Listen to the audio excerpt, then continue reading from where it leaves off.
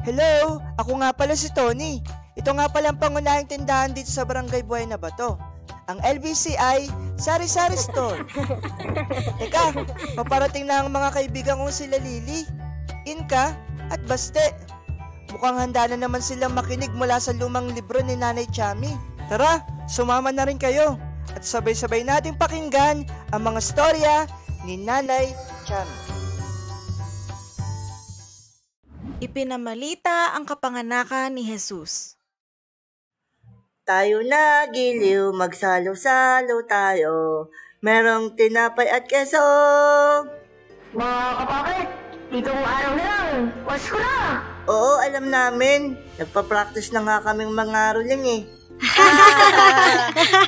Araw-araw ba naman tayong ina-update ni Mike Enrile? Paano kaya nung unang Pasko, no? Sino kaya nagbalita sa kanila? Wala pa naman nun si Mike Enrile. Ang lawak talaga ng imagination mo, Baste. Pero oo nga po, Nay. Sino po bang nagbabalita noong unang Pasko? Ganito kasi yan. Inutusan ng Diyos ang anghel na si Gabriel na pumunta sa nayon ng Nazaret sa Galilea. Pinapunta siya sa isang birhen na ang pangalan ay Maria. Nakatakda ng ikasal si Maria kay Jose na mula sa lahi ni Haring David. Sinabi ni Gabriel kay Maria, "Matuwa ka, Maria. Ikaw na ang pinagpala ng Diyos. Sumasa iyo ang Panginoon." Nabagabag si Maria sa sinabi ng anghel. Inisip niyang mabuti kung ano ibig sabihin noon. Kaya sinabi sa kanya ng anghel, "Huwag kang matakot, Maria, dahil pinagpala ka ng Diyos. Magbubuntis ka at manganganak ng isang lalaki at pangangalanan mo siyang Jesus. Magiging dakila siya at tatawaging anak ng kataas-taasang Diyos. Ibibigay sa kanya ng Panginoong Diyos ang trono ng ninuno niyang si David. Maghahari siya sa mga lahi na Jacob pagmakailanman. Ang paghahari niya ay walang katapusan." Nagtanong si Maria sa anghel. Paano po ito mangyayari gayong dalaga pa ako? Sumagot ang anghel, "Sa iyo ang banal na espiritu at lilimliman ka nito ang kapangyarihan ng kataas-taasang Diyos. Kaya ang banal na sanggol na ipapanganak mo ay tatawaging anak ng Diyos." Noong nalaman ni Jose na nagbubuntis si Maria, nabagabag din siya. Bakit po, nanay? Sapagkat alam niya na hindi siya ang tatay ng pinagbubuntis ni Maria. Hala, iniisip niya po ba na niloko siya ni Maria? Oo, Inka. Si Jose na magiging asawa niya ay isang matuwid na tao at ayaw nitong malagay sa kahihiyan si Maria. Kaya ipinasya niyang hiwalayan na lang si Maria ng palihim. Habang pinag-iisipan ito ni Jose, nagpakita sa kanya sa panaginip ang isang anghel ng Panginoon at nagsabi, "Jose na mula sa angkan ni David, huwag kang matakot na pakasalan si Maria dahil ang pagbubuntis niya ay sa pamamagitan ng banal na espiritu. Manganganak siya ng isang lalaki at papangalanan mo siyang Jesus dahil ililigtas niya ang kanyang bayan sa kanilang mga kasalanan. Nangyari ang lahat ng ito upang matupad ang sinabi ng Panginoon sa pamamagitan ng propeta. Magbubuntis ang isang birhen at manganganak ng isang lalaki, tatawagin siyang Emmanuel, na ang ibig sabihin, kasama natin ang Diyos." Nang magising si Jose, sinunod niya ang sinabi ng anghel at pinakasalan niya si Maria. Ang galing! Ganun po pala ang nangyari bago ang unang Pasko. Oo, makikita natin sa storya kung paano gumagamit ang Diyos ng mga simpleng tao para gawin ang plano niya. Opo, nakaka-amaze din sila Mary and Joseph kung paano sila sumunod sa kalooban ng Diyos. Ibig sabihin ba nun, Nanay? Kaya din gamitin ng Diyos ang kagaya ko, Nanay? Oo naman, Inka. Kahit sino, kayang gamitin ng Diyos para magawa ang mga plano niya. Ako din, nanay. Gusto ko din gamitin ako ng Diyos. Ako din! Siyempre ako din. Oo nga pala, nanay. Nasagot na din yung tanong ko kung sino yung ginagamit ng Diyos noon para magbalita. Gumamit po pala siya ng anghel para ipamalita ang pagdating ni Jesus. Oo, Baste. At sana may natutunan kayo sa ikwento ko sa inyo. Opo, nanay. Salamat po. Salamat po, Nanay. Labas na po kami, Nanay, para makapag-caroling na po kami. O sige, ingat mga anak. Huwag masyadong magpapagabi. Opo, Nanay. Bye-bye!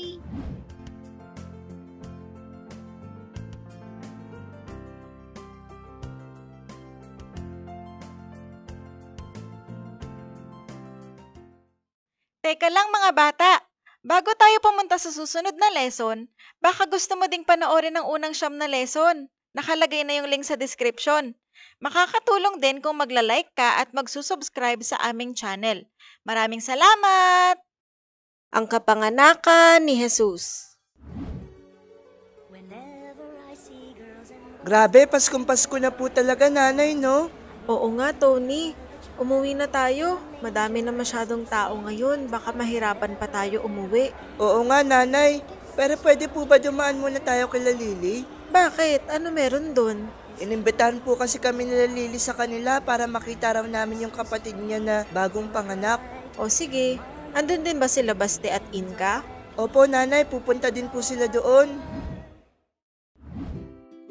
Magandang hapon po at Merry Christmas din. Hello, Tony. Hello, Nanay Chami. Merry Christmas din. Merry Christmas!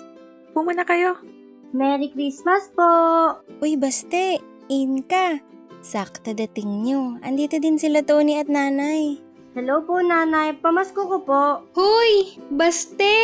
Joke lang, nanay. Nandito kami kasi gusto naming makita ni Inka si baby. Oo nga, kami din eh. Gusto din namin makita yung kapatid ni Lily. Ito na ba siya? Wow, ang cute naman ng baby! Opo, Nanay. Nakakagigil nga eh. Parang yung mukha ng gigil. Kailan po siya pinanganak, tita? Ditong 21 lang. Wow! Ilang araw na lang. Muntik na tumama ng Christmas. Oo nga eh. Nung unang Pasko kaya, Nanay, ganito din po kaya sila kasaya at ka-excited nung dumating si Baby Jesus? Sige, kakwento ko sa inyo. Total, Pasko naman. Yay! Nang mga panahong iyon, ang emperador ng Roma na si Augustus ay gumawa ng kautusan na dapat magpatala ang lahat ng mga mamamayan ng bansang nasasakupan niya. Kaya umuwi ang lahat ng tao sa sarili nilang bayan upang magpalista. Mula sa Nazareth na sakop ng Galilea, pumunta si Jose sa Bethlehem na sakop ng Judea sa bayang sinilangan ni Haring David dahil nagmula siya sa angkan ni David. Kasama niya sa pagpapalista ang magiging asawa niyang si Maria, na noon ay malapit ng manganak. At habang naroon sila sa Bethlehem, dumating ang oras ng panganganak ni Maria. Isinilang niya ang panganay niya na isang lalaki. Binalot niya ng lampi ng sanggol at inihiga sa sabsaban dahil walang lugar para sa kanila sa mga bahay panuluyan. Ano po yung sabsaban, nanay? Ito ay isang kahon o lalagyan ng pagkain ng mga hayop, Baste. Grabe! Sobrang simple lang pala nung unang Pasko. Dun lang pala siya pinanganak. Oo, Inka. Pagkatapos, malapit sa Bethlehem, may mga pastol na nasa parang at nagpupuyat sa pagbabantay ng kanilang mga tupa. Biglang nagpakita sa kanila ang isang anghel ng Panginoon at nagningning sa paligid nila ang nakakasilaw na liwanag ng Panginoon. Ganoon na lang ang pagkatakot nila. Pero sinabi sa kanila ng anghel, Huwag kayong matakot dahil naparito ako upang sabihin sa inyo ang magandang balita na magbibigay ng malaking kagalakan sa lahat ng tao. Sapagkat isinilang na ngayon sa Bethlehem, sa bayan ni Haring David, ang inyong tagapagligtas, ang Kristo, na siyang Panginoon. Ito ang palatandaan upang makilala niyo siya. Makikita niyo ang sanggol na nakabalad sa lampin at nakahiga sa isang sabsab. Pagkatapos magsalita ng anghel, biglang nagpakita ang napakaraming anghel at sama-sama silang nagpuri sa Diyos. Sinabi nila, Purihin ang Diyos sa langit, may kapayapaan na sa lupa, sa mga taong kinalulugan niya. Nang makaalis na ang mga anghel pabalik sa langit, nag-usap-usap ang mga pastol. Tayo na sa Bethlehem at tingnan natin ang pangyayaring sinabi sa atin ng Panginoon. Kaya nagmamadali silang pumunta sa Bethlehem at nakita nila sina Maria at Jose at ang sanggol na nakahiga sa sabsaban. At isinalaysay nila ang mga sinabi sa kanila ng anghel tungkol sa sanggol. Nagtaka ang lahat ng nakarinig sa sinabi ng mga pastol. Pero iningatan ito ni Maria sa kanyang puso at pinagbulay-bulayan ang lahat ng ito. Bumalik sa parang ang mga pastol na labis ang pagpupuri sa Diyos dahil sa lahat ng kanilang narinig at nakita na ayon nga sa sinabi ng anghel. Bakit po sila nagpupuri, nanay? Siyempre, ang saya kaya makakita ng baby. Tama ka, Baste. Masayang makakita ng baby pero higit sa lahat, natupad ang pangako ng Diyos noong ipinanganak si Jesus. Siya ang pinangako ng Diyos noong pasimula pa lamang. Siya ang magliligtas sa atin sa ating mga kasalanan. Kaya pala lagi natin inaalala ang Kapaskuhan. Mahalaga pala ang kahulugan nito para sa atin. At syempre, hindi lang natin dapat alalahanin ito tuwing Disyembre. Kahit kailan, pwede natin itong alalahanin at ipagdiwang. Speaking of magdiwang, tara kain muna tayo. Yay! Makakakain na ako ng lumpia.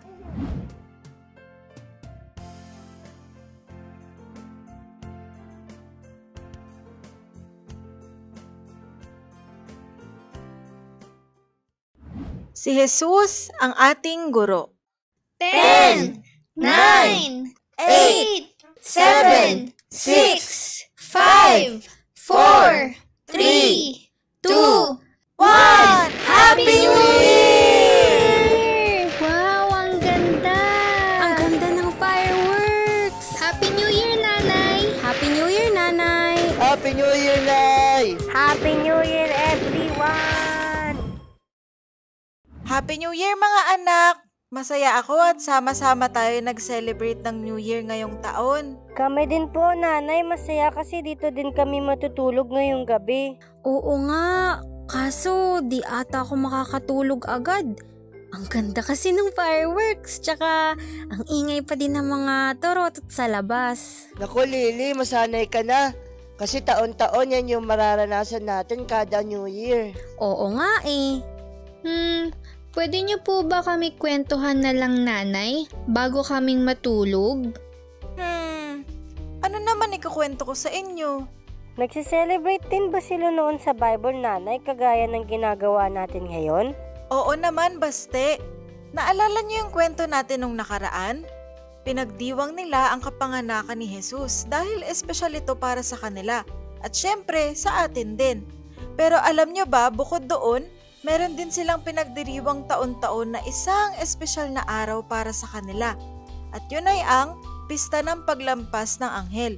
Naalala niyo pa ba yun? Opo, Nanay.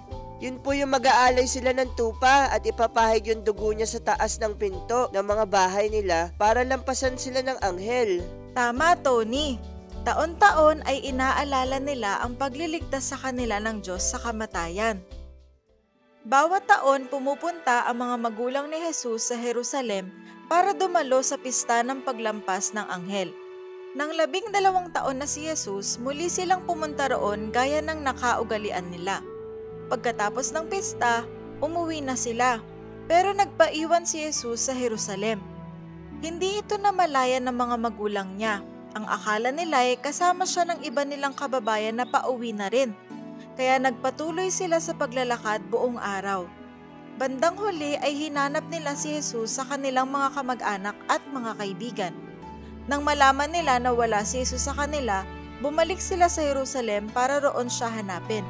At nang 3 araw, natagpuan nila si Jesus sa templo na nakaupong kasama ng mga tagapagturo ng kautusan. Nakikinig siya sa kanila at nagtatanong. Namangha ang lahat ng nakarinig sa mga isinagot niya at sa kanyang katalinuhan. Nagtaka ang mga magulang niya nang matagpuan siya roon. Sinabi ng kanyang ina, Anak, bakit mo ito ginawa sa amin? Balisang-balisa kami ng iyong ama sa paghahanap sa iyo.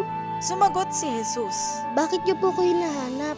Hindi ba ninyo alam na dapat ay narito ako sa bahay ng aking ama? Sino pong ama ang tinutukoy niya? Di ba po hinahanap na nga po siya nila Mary at Joseph? Ang Diyos Ama ang tinutukoy ni Jesus na amain ka. Oh, okay po, kaya pala. Pero hindi nila naunawaan ang ibig niyang sabihin. Umuwi si Jesus sa Nazaret kasama ng kanyang mga magulang at patuloy siyang naging masunuring anak. Ang lahat ng bagay na ito ay iningatan ng kanyang ina sa kanyang puso. Patuloy na lumaki si Jesus at lalo pang naging matalino. Kinalugdan siya ng Diyos at ng mga tao. Ako din, panoorin niyo lumaki. Time-lapse challenge. Pagkalipas ng ilang taon, umuwi si Jesus sa Nazaret sa bayang kinalakihan niya. At katulad ng nakaugalian niya, pumunta siya sa sambahan ng mga Hudyo sa araw ng pamamahinga. Tumayo siya upang bumasa ng kasulatan. Ibinigay sa kanya ang aklat ni Propeta Isayas. Binuksan niya ito at pagkakita sa bahagi ng kasulatan na kanyang hinahanap, binasa niya ito na nagsasabing, Sumasa akin ang Espiritu ng Panginoon, dahil pinili niya ako upang ipangaral sa mga dukha ang magandang balita. Sinugo niya ako upang ipahayag sa mga bihag na malaya na sila, at sa mga bulag na makakakita na sila. Sinugo rin niya ako upang palayain ang mga inaapi, at ipahayag na dumating na ang panahon ng pagliligtas ng Panginoon. Pagkatapos, binilot ni Jesus ang kasulatan at sinoli sa tagapag-ingat nito. Ano po yung ibinilot, Nanay? Inirolyo yun, anak. Noong panahon kasi ni Jesus, wala pa sa libro ang mga kasulatan. Okay, Nanay. Salamat po. Pagkatapos, umupo siya para magsimulang mangaral. Nakatingin sa kanya ang lahat ng naroon. Sinabi ni Jesus sa kanila, Ang bahaging ito ng kasulatan ay natupad na sa araw na ito habang nakikinig kayo. Pinuri siya ng lahat at humanga sa napakaganda niyang pananalita. Sinabi nila, Ba't anak mo siya ni Jose? Oo nga, tita. Sinabi ni Jesus sa kanila, Tiyak na babanggitin ninyo sa akin ang kawikaang ito. Manggagamot, gamutin mo muna ang iyong sarili. Nang ibig sabihin, gawin mo rin dito sa sarili mong bayan ang mga nababalitaan naming ginagawa mo sa Capernaum. Sinabi pa ni Jesus sa kanila, Sinasabi ko sa inyo ang totoo, walang propetang tinatanggap sa sarili niyang bayan. Bakit po nasabi ni Jesus yun, Nanay? Madalas kasi ang mga propeta tinitingnan lang na pangkaraniwan lang ng kababayan nila dahil nga nakita naman nila ito kung paano ito lumaki. Kaya naman ganun din ang nasabi ni Jesus sa mga kababayan niya.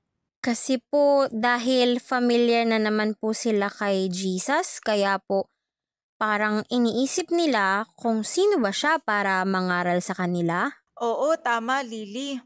Makinig pa tayo sa sinabi ni Jesus. Alalahanin ninyo ang nangyari noong panahon ni Propeta Elias. Hindi nagpaulan ang Diyos sa loob ng 3.5 taon at nagkaroon ng matinding taggutom sa buong lupain. Maraming byuda sa Israel noon, pero hindi pinapunta ng Diyos si Elias sa kanino man sa kanila, kundi sa isang byuda sa Zarephath, na sakop ng Sidon. Ganyan din ang nangyari noong panahon ni Propeta Eliseo. Maraming tao sa Israel ang may malubhang sakit sa balat, ngunit walang pinagaling ni isa man sa kanila si Eliseo. Sa halip, si Naaman na taga-Syria ang pinagaling niya. Sino po sila Elias at Eliseo, Nanay? Sila ang mga ginamit na propeta ng Diyos sa lumang tipan Inka sa panahon ng mga hari. Pagkatapos, nagalit ang mga taong naroon sa sambahan nang marinig nila ito. Nagtayuan sila at ipinagtabuyan si Jesus palabas ng bayan at dinala malapit sa gilid ng burol na kinatatayuan ng kanilang bayan para ihulog siya sa bangin. Pero dumaan siya sa kalagitnaan nila at iniwan sila. Hala, may mga nagalit po kay Jesus dahil sa pangangaral niya? Oo, Lily. Kung babasahin pa natin ang gospel, makikita natin na laging may mga hindi naniniwala sa sinasabi ni Jesus. Pero sa kabila noon, marami din namang naniniwala sa mga pinapangaral niya. Ang tanong na lang ay kung saan tayo doon. Kasama ka ba sa mga hindi naniniwala at kumukontra sa kanya? O sa mga naniniwala sa kanya at sa itinuturo niya? Naniniwala po ako, Nanay. Ako rin po. Ako din po. Ang dami na po nating napagkwentuhan patungkol po sa kanya. At naniniwala po ako na siya ang anak ng Diyos. At siya din po ang tagapagligtas, ang tunay na superhero. Mabuti yan mga anak at dahil naniniwala kayo sa kanya, dapat lagi niyong pinapakinggan ang kanyang salita.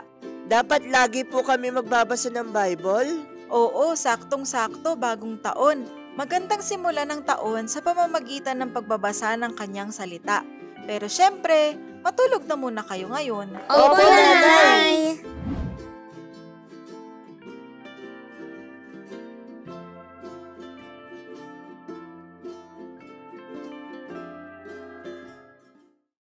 Si Jesus ay gumawa ng mga himala. Okay, class. Ang assignment natin ngayon ay maglista ng mga tao na namumuno o may otoridad sa atin at ilagay ang sakop ng pamumuno nila. Pagtulungan na lang natin yung assignment natin. para mas marami tayong malista. Oo nga, no? Tara, dun tayo sa amin. Sige. Nay, magandang hapon po. Gagawa lang po kami ng assignment namin. Sige lang. Tungkol saan ba yung assignment nyo? Tungkol po sa mga namumuno o may otoridad sa atin at kung ano daw po yung sakop ng pamumuno nila. May mga naisip na ba kayo? Opo, meron na po, kagaya po ng presidente sa ating bansa. Saka po mayor sa ating city. Saka chairman sa ating barangay. Pati po teacher sa ating classroom. Pati nanay at tatay, di ba po? Pwede naman, baste. May otoridad naman ang mga magulang sa mga anak nila eh. Pero napansin nyo ba na yung otoridad ng mga nabanggit ninyo ay nakadepende lang sa kung hanggang saan lang yung sakop ng pamumuno nila? Opo, nanay. May tanong ako. Sino si Jesus para sa inyo? Siya po ang ating guro. Siya po ang ating superhero. At best friend natin. Siya po ang anak ng Diyos. Tama lahat ng sinabi nyo. Ngayon, ikukwento ko sa inyo kung sino si Jesus. Siya ay dumating dito para ipakita sa atin kung ano ang Diyos. Kagaya nga ng nabanggit ni Inka na siya ay anak ng Diyos at sa mga ikukwento ko sa inyo, makikita natin na si Jesus ay may otoridad at kapangyarihan ng Diyos. Kaya niyang gumawa ng mga kamanghamanghang bagay higit sa kanino man sapagkat siya ay Diyos. Wow! Panibagong kwento na naman! Galing sa Gospel of Mark ang mga ikukwento ko. Patungkol ito sa mga ilang himala na ginawa ni Jesus. Una sa lahat ay ang pagpapagaling ni Jesus kay Bartimeo. Dumating sina Jesus sa Jericho. Nang papaalis na siya kasama ang kanyang mga alagad at marami pang iba, may nadaanan silang isang bulag na nakaupo sa tabi ng daan at namamalimos. Siya'y si Bartimeo na anak ni Timeo. Nang marinig ng bulag na ang nagdaraan ay si Jesus na taga Nazaret, sumigaw siya ng sumigaw. Jesus, anak ni David, pamag po kayo sa akin. Pinagsabihan siya ng mga taong naroroon upang tumahimik, ngunit lalo pa siyang nagsisisigaw. Anak ni David, pamag po kayo sa akin. Tumigil si Jesus at kanyang sinabi, Dalhin niyo siya rito. At tinawag nga nila ang bulag. Lakasan mo ang iyong loob. Pinapatawag ka na Jesus. Sabi nila. Inihagis niya ang kanyang balabal, paluksong tumayo at lumapit kay Jesus. Ano ang gusto mong gawin ko para sa iyo? Tanong sa kanya ni Jesus. Sumagot ang bulag. Guro, gusto ko pong makakitang muli. Sinabi ni Jesus, Makakaalis ka na. Magaling ka na dahil sa iyong pananampalataya. Noon din nakakita siyang muli at sumunod kay Jesus. Nanay, bakit po nagtatanong pa si Jesus? Di ba niya napansin na hindi po nakakakita si Bartimeo? Siguro makikita natin dito na kahit alam niya ang ating pangangailangan, nais pa rin niya na magsabi tayo sa kanya. Kaya po dapat tayo mag-pray para sa ating pangangailangan, nanay? Oo, tama ka, Baste. Makikita din natin sa istorya na kayang magbigay ni Jesus ng paningin sa mga hindi nakakakita. Ibig sabihin po, nanay, si Jesus ay may otoridad at kapangyarihan kahit sa sakit? Ang galing! May iba pa po kayong kwento patungkol sa himala na ginawa ni Jesus? Oo, may dalawa pa, Inka. Tungkol naman ito kay Jairo at sa anak niya. Si Jesus ay sumakay sa bangka at bumalik sa kabilang ibayo. Nasa baybayin pa lamang siya ng lawa ay dinumog na siya ng napakaraming tao. Naroon din ang isang tagapamahala ng sinagoga na ang pangalan ay Jairo. Pagkakita kay Jesus, siya'y lumuhod sa paanan nito at nagmakaawa. Nagagaw buhay po ang aking anak na dalaga. Maawa kayo, sumama kayo sa akin, at ipatong ninyo sa kanya ang inyong kamay upang siya'y gumaling at mabuhay. Habang nagsasalita pa si Jesus, may ilang taong dumating mula sa bahay ni Jairo. Patay na po ang inyong anak. Huwag na po ninyong abalahin ang guro. Sabi nila. Ngunit nang marinig ito ni Jesus, sinabi niya kay Jairo, Huwag ka matakot. Manampalataya ka lamang.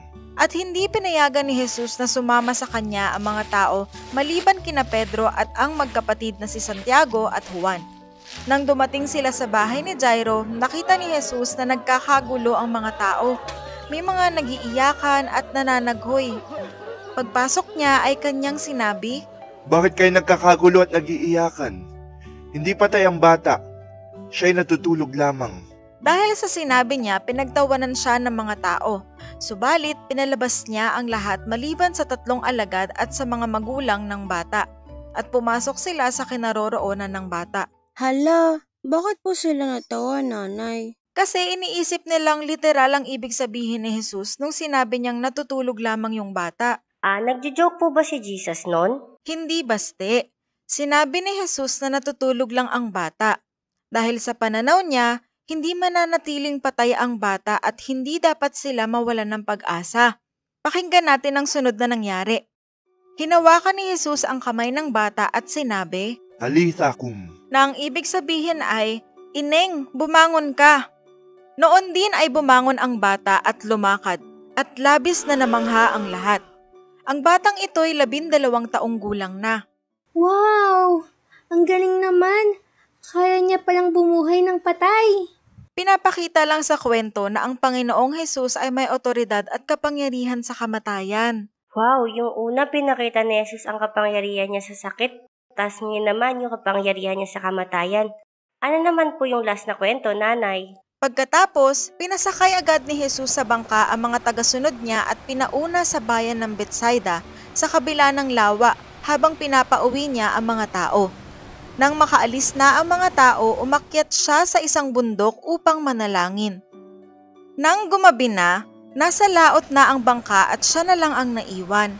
Nakita niyang hirap sa pagsagwan ang mga tagasunod niya dahil salungat sila sa hangin. Nang madaling araw na, sumunod sa kanila si Jesus na naglalakad sa ibabaw ng tubig. Lalampasan na lang sana niya sila, pero nakita siya ng mga tagasunod niya na lumalakad sa ibabaw ng tubig. Natakot sila at nagsigawan dahil akala nila ay multo siya. Pero nagsalita agad si Jesus. Ako ito. Huwag kayong matakot. Lakasan niyo ang inyong loob. Sumakay siya sa bangka at biglang tumigil ang malakas na hangin. Namangha sila ng husto. Wow! Nakakalakad siya sa tubig. Tapos, pinastop niya pa yung malakas na hangin. Parang sa pelikula lang. Oo, pero totoong nangyari. Di ba po, nanay? Tama, Inka. Lahat ng himala na ginawa ni Jesus ay nagpapakilala kung sino siya. Na siya ang anak ng Diyos na may kapangyarihan at otoridad sa sakit, kamatayan, kalikasan at sa lahat ng bagay. Kaya naman, karapat-dapat lang na magtiwala tayo sa Kanya. Ibig sabihin po ba kaya niya kaming tulungan kung magtitiwala po kami? Oo naman, Tony, dahil makapangyarihan siya. Sige po, nanay, magpipray kami na matulungan niya kami sa assignment namin ngayon. Tama, baste, ganyan nga. O sige na, gawin nyo na ang assignment nyo at babalik muna ako sa tindahan. Salamat po, nanay!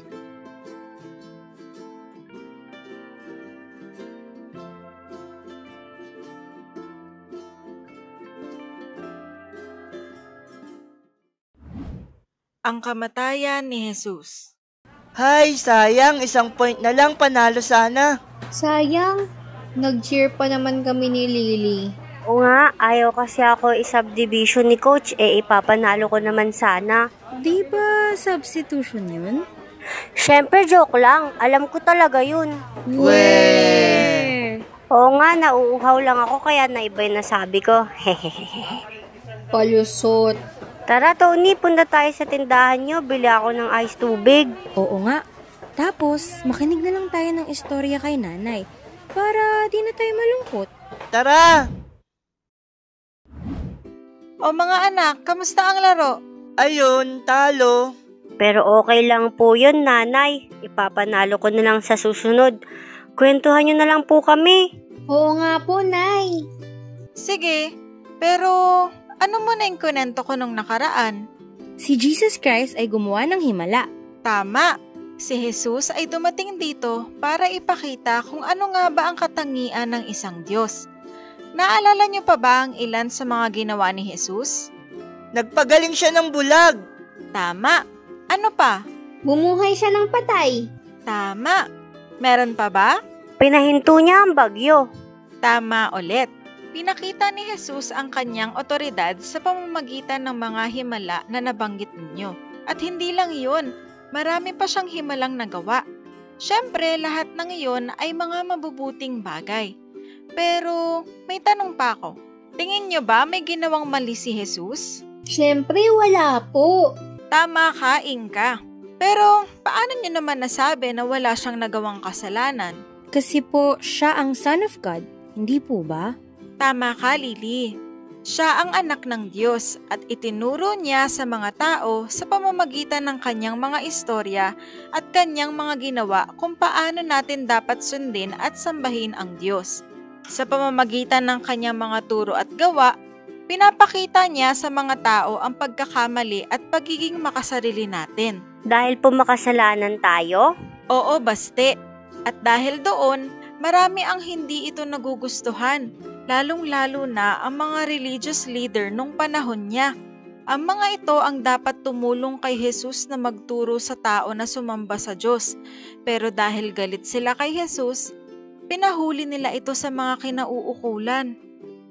Pwede natin mabasa ang istorya sa Mark 15 tsaka sa Lucas 23. Sinasabi doon na, dinala ng mga sundalo si Jesus sa loob ng palasyo ng gobernador at tinipon nila roon ang buong batalyon ng mga sundalo. Sinuotan nila si Jesus ng kapa na kulay ube at gumawa sila ng koronang tinik at ipinutong sa kanya. Pagkatapos, pakutsa silang nagsisisigaw. Mabuhay ang hari ng mga Hudyo! At paulit-ulit nilang pinaghahampas ng tungkod ang kanyang ulo at pinagduduraan nila siya. Lumuluhod sila sa kanya na kunwari ay sumasamba sa kanya. Matapos nilang kutsain si Jesus, hinubad nila ang kulay ubeng kapa at ipinasuot ang kanyang damit. Wala naman po siyang ginagawang masama, pero binugbog nila. Oo, Lily. Pero sa kabila noon, hindi siya nagalit o gumanti man lang. Pagkatapos, dinala nila siya sa labas ng lungsod upang ipako sa krus. Nang dinadala na ng mga sundalo si Jesus sa lugar na pagpapakuan sa kanya, nasalubong nila si Simon na taga Cirene na kagagaling lang sa bukid. Dinakip nila ito at sapilitan nilang ipinapasan sa kanya ang krus, kasunod ni Jesus. Sinusundan si Jesus ng napakaraming tao kabilang ang mga babaeng umiiyak at nananaghoy dahil naaawa sila sa kanya. 2 pang kriminal ang dinala nila upang patayin kasama ni Jesus. Pagdating nila sa lugar na tinatawag na Bungo, ipinako nila sa krus si Jesus at ang 2 kriminal. Ang isa ay sa kanan ni Jesus at ang isa ay sa kaliwa. Sinabi ni Jesus, Ama, patawarin mo po sila dahil hindi nila nalalaman ang kanilang ginagawa. Nagpalabo na to ng mga sundalo para paghati-hatian ang mga damit ni Jesus. Habang nakatayo ang mga tao roon at nanonood, iniinsulto ng mga tagapamahala ng bayan si Jesus. Sinabi nila, Iniligtas niya ang iba. Iligtas naman niya ngayon ang kanyang sarili kung siya nga talaga ang Kristong pinili ng Diyos. Inonsulto rin siya ng mga sundalo at binigyan ng maasim na alak. At sinabi pa nila sa kanya, Kung ikaw ang hari ng mga Hudyo, iligtas mo ang iyong sarili. May karatula sa ulunan ni Jesus at ganito ang nakasulat, Ito ang hari ng mga Hudyo. Ininsulto rin si Jesus ng isa sa mga kriminal sa tabi niya. Hindi ba ikaw si Kristo? Iligtas mo ang sarili mo pati na kami. Pero sinaway siya ng isa pang kriminal na nakapako. Hindi ka ba natatakot sa Diyos? Ikaw man ay pinaparusahan din ng kamatayan. Dapat lang naparusahan tayo ng kamatayan dahil sa mga ginawa nating kasalanan. Pero ang taong ito'y walang ginawang masama. Pagkatapos ay sinabi niya, Jesus, alalahanin niyo ako kapag naghahari na kayo. Sumagot si Jesus, Sasabihin ko sa iyo ang totoo. Ngayon din ay makakasama kita sa paraiso. Nang mag-aalas 12 na ng tanghali, nawala ang liwanag ng araw at dumilim sa buong lupain sa loob ng 3 oras. At ang kurtina sa loob ng templo ay nahati mula sa itaas hanggang sa ibaba. Sumigaw ng malakas si Jesus, Ama, pinagkakatiwala ko na sa iyo. ang aking espiritu. At pagkasabi niya nito, nalagot ang kanyang hininga. Nang makita ng kapitan ng mga sundalo ang nangyari, pinuri niya ang Diyos at sinabi, Totoo ngang walang kasalanan ang taong ito. ang mga taong pumunta roon at nakasaksi sa lahat na nangyari ay umuwi ng malungkot at dinadagukan ang kanilang mga dibdib.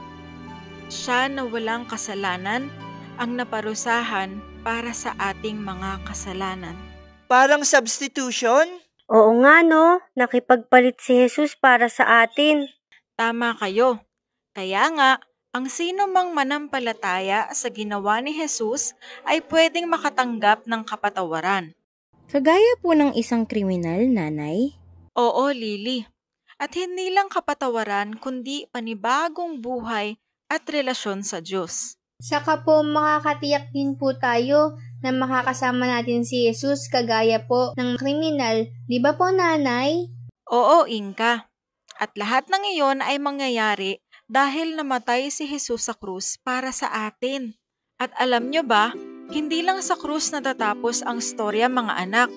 Meron pang mahalagang mangyayari, pero sa susunod ko na ikukwento yun. Kailangan ko na kasing mag-ayos ng mga paninda. Sige po, Nanay. Uwi na din po kami. Salamat po sa story.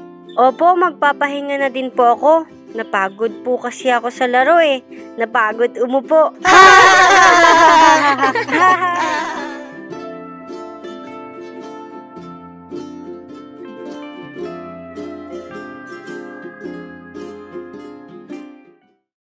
Si Jesus ay muling nabuhay. Yahoo! Natapos din ang klase. Yay! Natapos din sa wakas! Tara, manood tayo ng movie sa bahay niyo, Tony. Tara!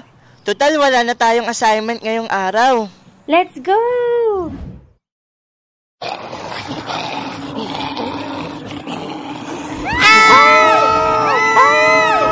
Ayaw ko na manood! Patayin niyo yung TV!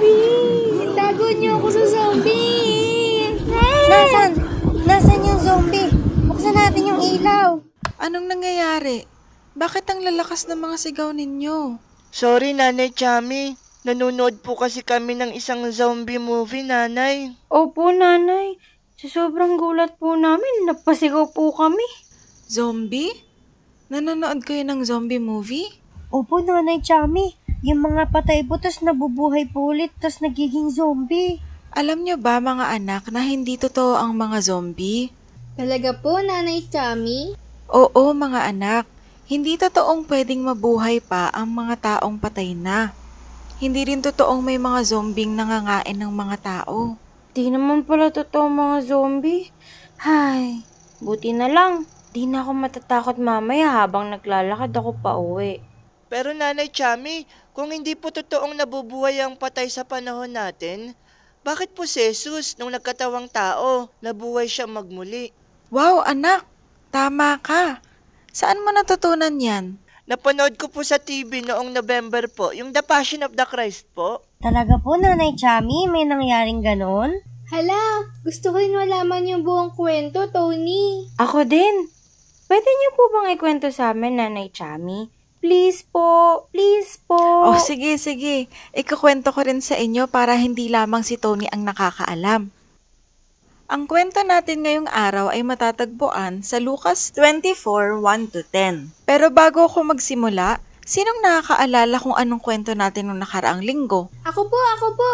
Ipinako po si Jesus sa krus para sa ating mga kasalanan. Opo, niligtas niya po tayong lahat ng makasalanan. Si Jesus Christ po ang naging daan para po tayo ay muling magkaroon ng ugnayan sa Panginoon. Tama, mga bata. Very good. Ngayon ay itutuloy ko na ang kwento pagkatapos mamatay ni Jesus sa krus.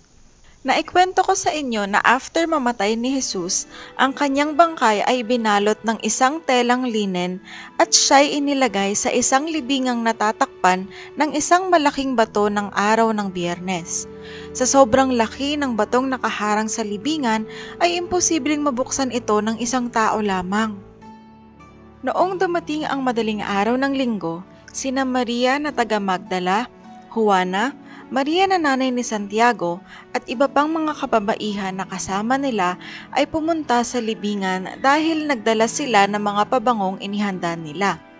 Nang dumating na ang mga kababaihang ito sa libingan, nakita nilang nakaalis na ang malaking bato na nakatakip sa pintuan ng libingan. Kaya pumasok sila sa loob pero hindi nila nakita ang bangkay ni Jesus. Hala, saan po napunta? Magandang tanong, Baste. Habang naguguluhan sila sa pangyayari, bigla silang nakakita ng dalawang lalaking nakakasilaw ang damit at nakatayo sa tabi nila. At dahil sa takot, napayuko sila sa lupa. Ang mga anghel na ito ay nagsalita at sinabing, "Bakit ninyo hinahanap ang buhay dito sa mga patay? Wala na siya rito. Nabuhay na siyang muli. Hindi ba sinabi sa inyo noong nasa Galilea pa siya? Na ang anak ng tao ay kailangang ibigay sa masasamang tao at ipako sa krus, pero mabubuhay siya muli sa ikatlong araw." Dahil dito naalala ng mga babae ang mga sinabi ni Jesus noon sa kanila. Kaya umuwi sila upang ibalita ang lahat ng mga ito sa 11 apostol at sa iba pa nilang kasamahan. Grabe, nanay! Totoo po palang nabuhay na magmuli si Jesus Christ. Super powerful po pala talaga ni Jesus. So, dito to ang mga zombie? Kasi tingnan mo si Jesus Christ, nabuhay siya magmuli kahit siya ang namatay sa krus pero hindi siya nangain ng ibang tao. Tama ka, Baste. Hindi totoo ang mga zombie at hindi totoong may nabubuhay pa na patay sa panahon natin. At hindi rin totoong kapag nabuhay ang patay ay nagiging zombie. Katulad na lamang sa panahon na naghihimala si Jesus, hindi nagiging zombie ang mga patay na binubuhay ni Jesus noong siya ay nagkatawang tao noon. Ang mga himalang iyon ay sa panahon lamang nila nangyari. Kaya wala nang patay na mabubuhay ngayon, so hindi talaga totoo ang mga zombie. Nanay! Gusto ko na pong malaman ang kasunod sa storya. Hindi ko po kasi natapos ang napanood ko sa TV noong nakaraan eh. Ako din po! Naku mga anak, kailangan nyo nang umuwi sa inyong mga bahay. Sa susunod ko na lamang itutuloy ang istorya mula sa kwento galing sa Biblia. Aww, nakakalungkot naman. Ang bilis ng oras at magkagabi na agad. Sige po nanay, sa susunod na lang po. Bye Nanay Chami, bye Tony. Bye Nanay Chami, bye Tony. Bye-bye!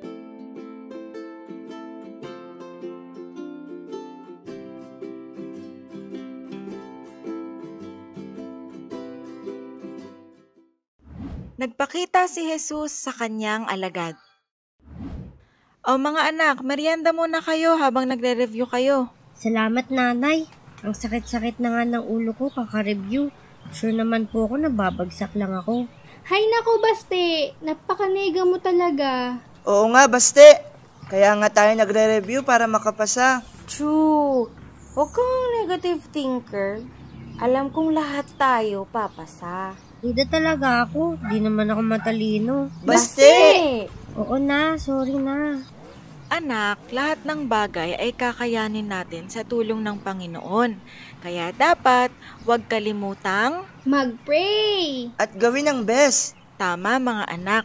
Kahit kailan talaga tong si Baste, laging nagda-doubt sa sarili. May naalala tuloy ako. Alam niyo ba na... Ano po yun, nanay? Kwente po ba yan, nanay? Oo, tungkol sa isang tao na mahilig din magduda. Yehey! Gusto ko pong madinig. Itong kwentong ito ay kadugtong ng kwento natin nung nakaraan.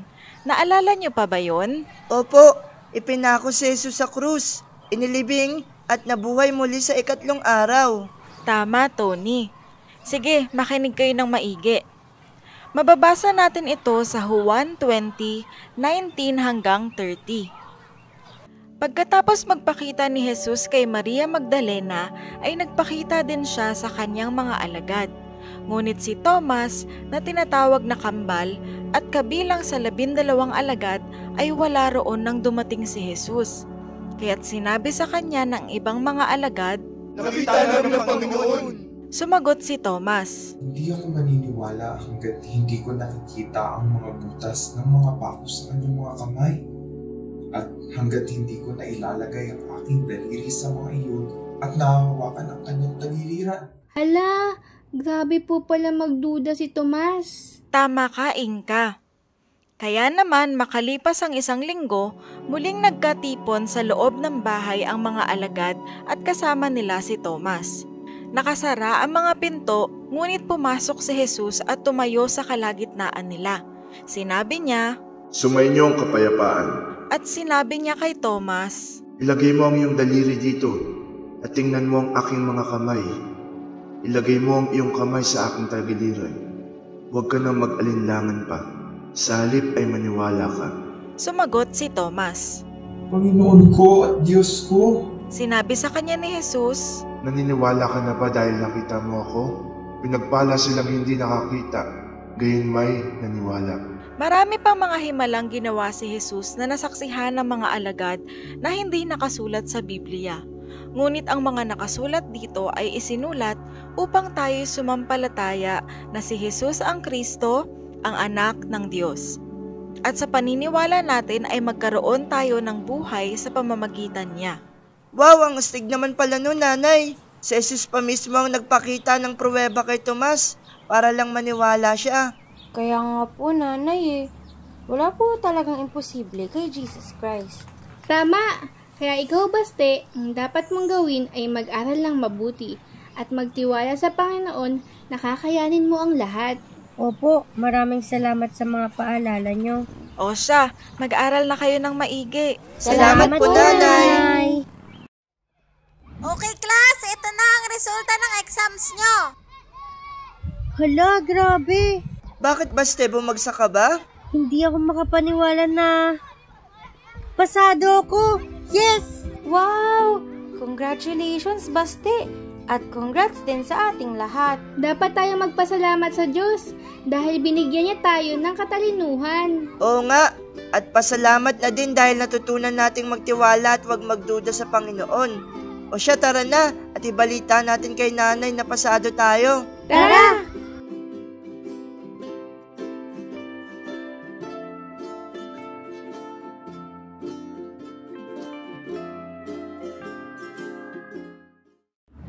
Si Jesus ay bumalik sa langit. Hi, salamat! Long weekend. Matagal-dagal din tayong walang pasok. Oo nga! Deserve natin magpahinga. Ang dami nating exam nung nakaraan eh. Dapat lang talaga tayo magpahinga nung kamuntikan pa nga ako bumagsak sa exam natin nung nakaraan. Buti na lang talaga nag-aral ako na mabuti. At syempre, tiniwala ako sa Panginoon yung exam natin. Salamat sa Diyos! Bilisan mo na dyan, Baste. Punta na tayo kila Nanay Chami. Pero daanan muna natin si Lily. Sige, teka lang. Ubusin ko lang pagkain ko tapos alis na tayo. Okay. Lily? Tao po! Lily! Mukhang wala atang tao dito, Inka. Oo nga eh. Asan kaya yan si Lily? Baka naman may biglang bakasyon sila ng pamilya niya. Baka nga. Tara na, punta na lang tayo kila Nanay. Hello po, Nanay. Hello, Tony. Hello, Tony. Uy, Baste, Inka, long weekend ah. Tara dito. Hello mga anak, kamusta kayo? Okay lang po. Okay naman po, Nanay.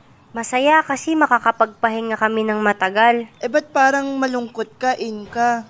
Oo nga, Inka. Teka, asan pala si Lily? Bakit hindi nyo kasama? Ayun nga po, Nanay. Kaya po ako malungkot kasi wala po sila Lily sa bahay nila. Opo, Nanay. Dumaan po kami sa kanila kaso walang sumasagot. Eh baka naman nagbakasyon sila ng pamilya niya, Inka. Yun nga din sinabi ko sa kanya kanina kaso malungkot pa rin siya. Oo nga, anak. Di ba matagal kayong walang pasok? Nakalimutan lang siguro niya sabihin sa inyo kasi biglaan sila umalis. Nakakalungkot lang kasi, Nanay, kasi di man lang ako nakapagbabay sa kanila bago siya umalis. La, ako nga lumabas lang saglit kahapon pero di ka nalungkot. Eh syempre, iba naman yun. Ikaw may binili lang saglit. Eh si Lily, di ko naman alam kailan siya babalik. Ay parang narinig ko na yung ganyang pangyayari. Ang alin, Tony? Yung pagsabi ng babay at hindi alam kung kailan babalik. Parang narinig ko na yun. Di ko lang matandaan kung saan. Ako din anak, may ikukwento ko sa inyo. Kahawig ng binabanggit ni Tony. Kwento galing sa Biblia po, Nanay? Oo anak, makikita ito sa Acts 1:2-11. Matapos mamatay ni Jesus at mabuhay muli, makailang beses siyang nagpakita sa kanyang mga apostol sa iba't ibang paraan para patunayan sa kanila na muli siyang nabuhay. Sa loob ng 40 araw, nagpakita siya sa kanila at nagturo tungkol sa paghahari ng Diyos. At sa pamamagitan ng banal na espiritu, nag-iwan siya ng mga utos sa kanyang piniling mga apostol.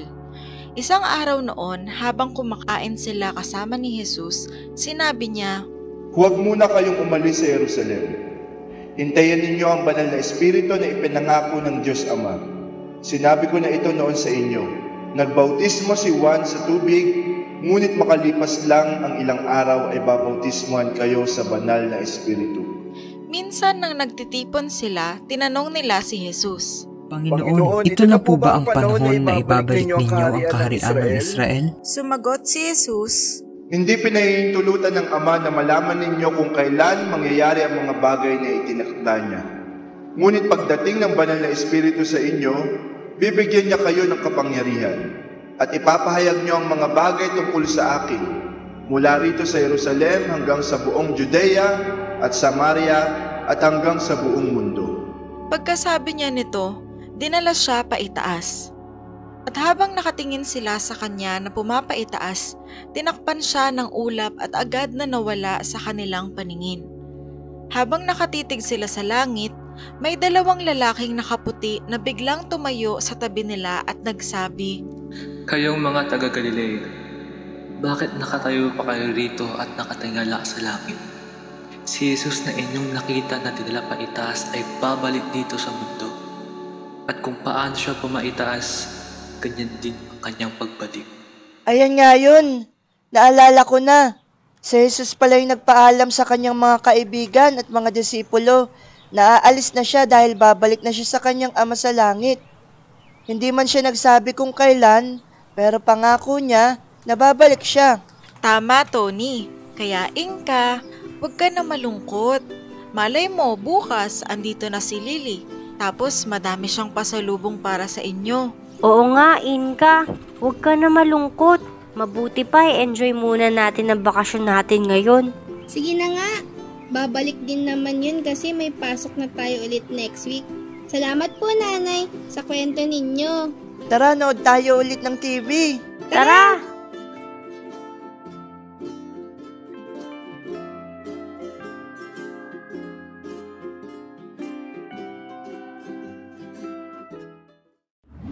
Ang daan pabalik sa Diyos. Hello po, Nanay. O mga bata, ang aga niyo ah. Wala pa din sila, Lily? Wala pa din po siguro. Di na kami dumaan eh. Hello, madlang people, mabuhay! Lily! Namiss ka namin. O Lily, kamusta ang bakasyon nyo? Enjoy naman po, Nanay. Pero nakakapagod po. Ang dami po naming dinaanan. May wide road, may narrow, may malubak, may zigzag. Basta po madami. Sana all naka-travel. Alam nyo ba mga bata, na ang buhay natin ay isang paglalakbay? Talaga po? Wait lang, Nay. May pasalubong po ako sa inyo. Wow, picture! Hehe, pandagdag po sa mga display niyo po dito. Saktong-sakto to sa ituturo ko sa inyo. Anong napapansin nyo sa picture? May mga kalsada po. Ano namang mapapansin nyo sa kalsada? Yung isa masikip.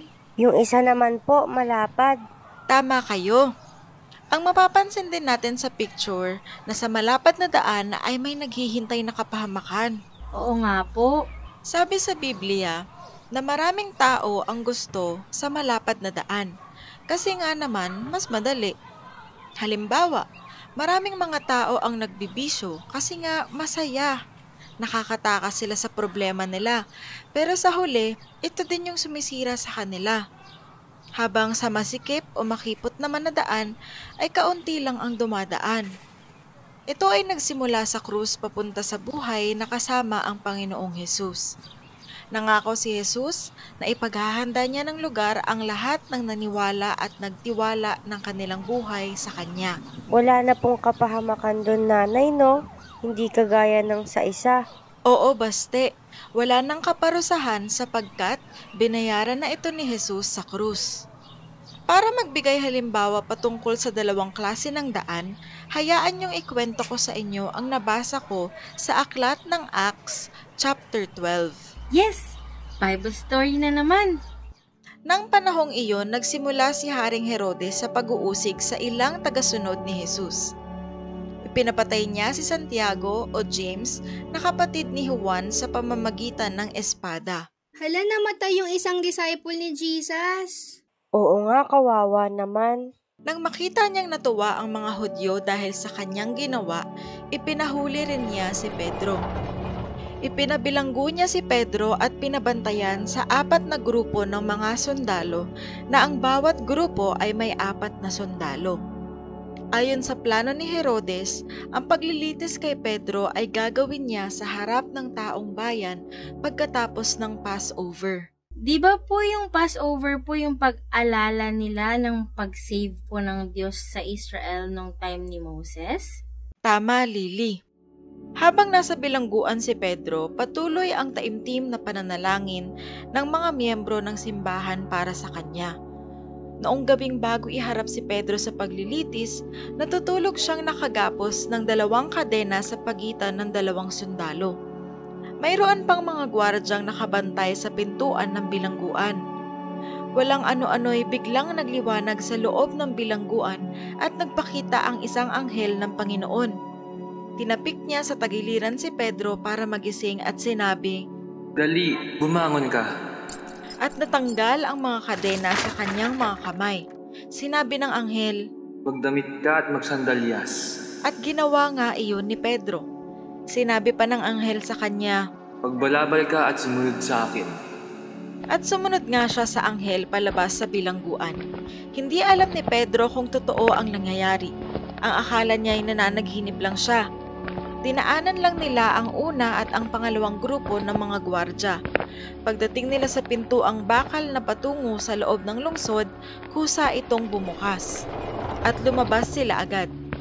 Paglampas nila sa isang kalye, bigla na lang siyang iniwan ng anghel. Saka lang niya nalaman na hindi pala ito panaginip lang. Sinabi niya, "Totoo pala talaga na ipinadala ng Panginoon ang kanyang anghel at iniligtas niya ako sa kamay ni Herodes at sa lahat na inaasahan ng mga Hudyo na mangyayari sa akin." Kinaumagahan nagkagulo ang mga gwardya dahil wala na si Pedro at hindi nila alam kung ano ang nangyari sa kanya. Nag-utos si Herodes na hanapin siya pero hindi talaga nila makita, kaya pinaimbestagahan niya ang mga gwardya at ipinapatay. Hala, buti naman nakaligtas si Pedro. Oo, Tony. Sinagot ng Diyos ang panalangin ng mga miyembro ng simbahan para sa kanya. Pumunta naman tayo kay Herodes. Isang araw habang siya ay nagtatalumpati sa kanyang trono, sumigaw ang mga tao. Isang Diyos ang nagsasalita at hindi tao. Oo nga. Nang oras ding iyon, pinarusahan siya ng anghel ng Panginoon dahil hindi niya binigyan ng papuri ang Diyos. Inuod siya at namatay. Hala, pinarusahan siya ng Diyos. Oo, Inka. Kung babalik tayo sa 2 klase ng daan na pinag-usapan natin kanina, maihahalin tulad natin ang buhay ni Herodes sa isang taong pinili ang malapad na daan. Pinili niya ang kapangyarihan at katanyagan dahil tingin niya mas madali at mas maganda ito kaysa sa daan na nais ng Diyos. Ang hindi niya alam, ang pinili niya pala ang mag-uuwi sa kanya sa kapahamakan. Habang ang buhay naman ni Pedro at ng iba pang tagasunod ni Jesus ay maihahalin tulad sa pumili sa makipot na daan. Hindi man ito madali, pero sa dulo nito ay ang buhay na kasama ang Panginoong Jesus. Kaya nga mga anak, ang buhay natin ay kagaya ng isang paglalakbay. Ang tanong na lang ay, anong daan ang pipiliin mo?